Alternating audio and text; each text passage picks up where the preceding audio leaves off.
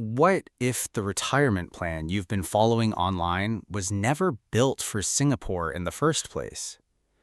Hmm, stay with me on this one. You've probably seen the videos.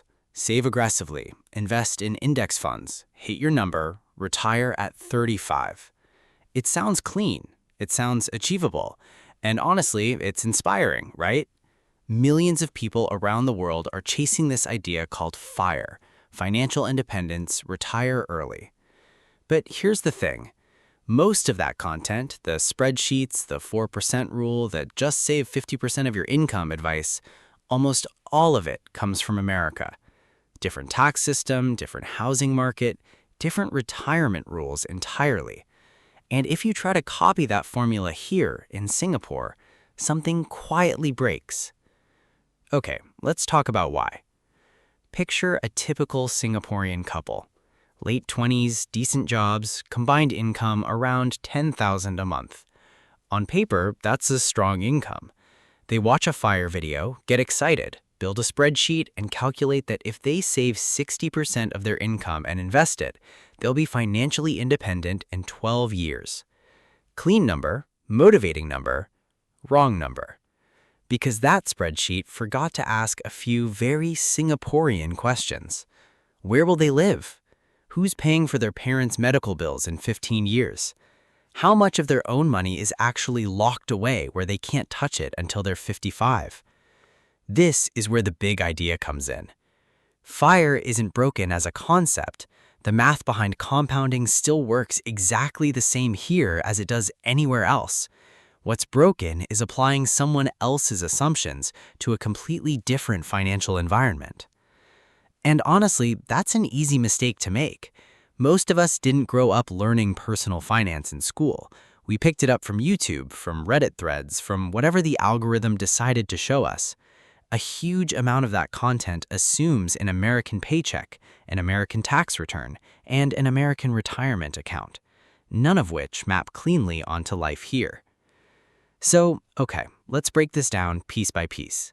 4 pieces, actually. Housing, CPF, family, and life expectancy. 4 quiet variables that, together, completely change what early retirement even means in this country. Let's start with the elephant in the room: housing. In most FIRE case studies you'll find online, a paid-off house is the finish line. Once the mortgage disappears, your monthly expenses drop dramatically, and suddenly early retirement becomes realistic. But in Singapore, even with CPF covering part of your HDB loan, you're still looking at a property that, resale flat or private condo, often costs somewhere between 500,000 and well over $1 million.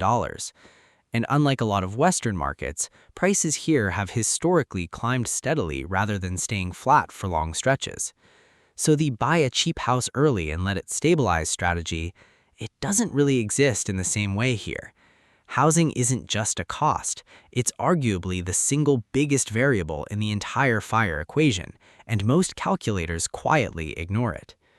And it's not only the price tag, it's timing.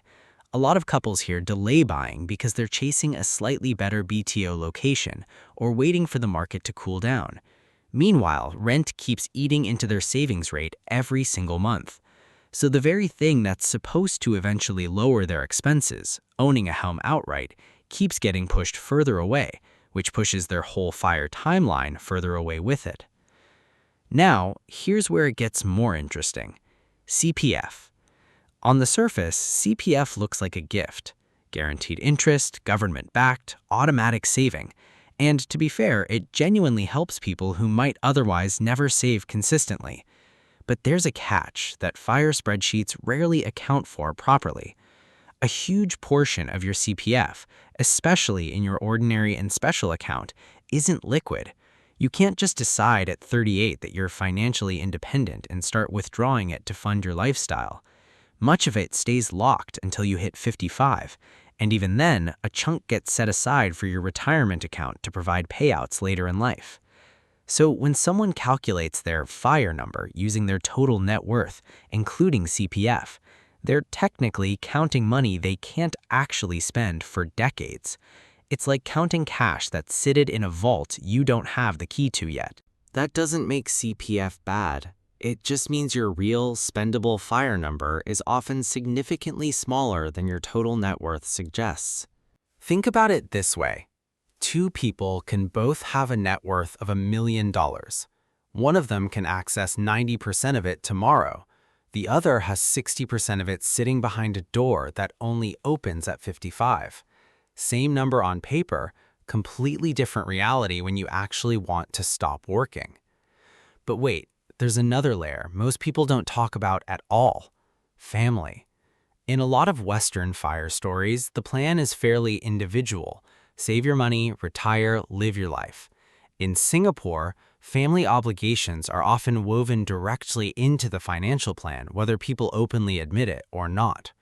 Parents' medical expenses, contributions to aging relatives, sometimes supporting siblings. These aren't hypothetical line items, they're real, recurring commitments for a lot of households here, and they tend to increase, not decrease, as parents get older.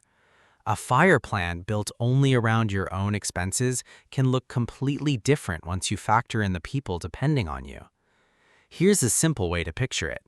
Imagine building a boat, calculating exactly how much weight it can carry, and launching it. Then, years later, more passengers climb aboard that you never accounted for in the original design. The boat doesn't sink immediately, but it sits lower in the water than you planned, and it definitely can't go as far as you thought. Now, put all of that together and connect it to one more thing most calculators completely miss: life expectancy. Singapore has one of the highest life expectancies in the world, which sounds like great news, and honestly it is, but it also means your money needs to last considerably longer than the standard American FIRE model assumes. If you retire at 40 and live to 90, that's 50 years your portfolio needs to support, not the 30 or so many of these calculators are built around. And it's not just about lasting longer. Healthcare costs in Singapore tend to rise later in life too, which means your later decades, the ones a lot of people barely plan for, can quietly become your most expensive ones. A FIRE number calculated for a 30-year retirement simply wasn't built to survive that. So here's where most people completely misunderstand the whole idea. FIRE in Singapore isn't impossible, but the number people are calculating is often too optimistic because it's built on assumptions from a completely different financial system. The real FIRE number here has to account for illiquid CPF savings, rising housing costs, ongoing family responsibilities, and a retirement that could realistically stretch past 85 or 90. Once you adjust for that, the picture changes.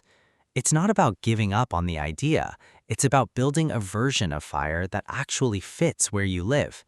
That might mean a longer runway, a different mix of liquid investments outside of CPF, or planning your housing decision far more carefully than a generic online guide ever suggests.